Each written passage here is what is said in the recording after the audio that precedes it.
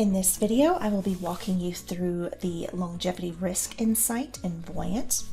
We have a demo plan here with a couple. Going to our Insights tab, we have a new insight called Longevity Risk, where you can model what an annuity would look like in your client's plan. I'm going to click on this, and we are going to take a look at the settings first. So I want the default to be a withdrawal GMIB. I'm going to start that withdrawal at age 70, and let's just say we put 50% of their retirement accounts into a variable annuity. You can bump this up to average risk for both of these accounts here, and let's say our market conditions are average. You can also model what if they live longer, and under advanced settings you can adjust your fee rate, the GMIB interest, and guaranteed age. I'm also going to add in a step up to that GMIB of every 3 years. And now that I have the settings I would like to model, I'm going to click Get Started.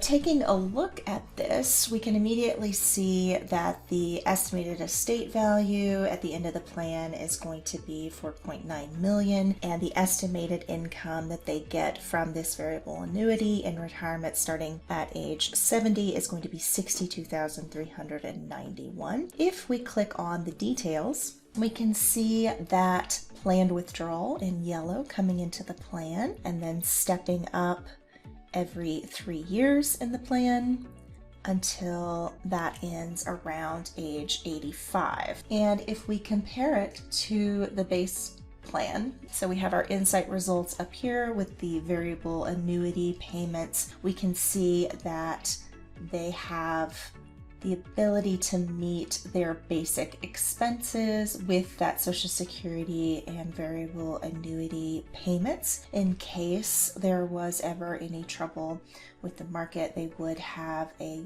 sizable amount of money that would be guaranteed in their plan. Now, if you decide that you would like to generate a plan from these results, you would just need to click Generate Plan from Results, and you would give this a name. Click Create This Plan. Once you've done that, you'll now have a copy of the plan with this model in it, and you can use it for any discussions you might have with your clients about this approach. I hope that this was helpful. If you have any questions, you can always click the name of your client in the top right, request support, enter your question in the text box, and share client access. Thanks for listening.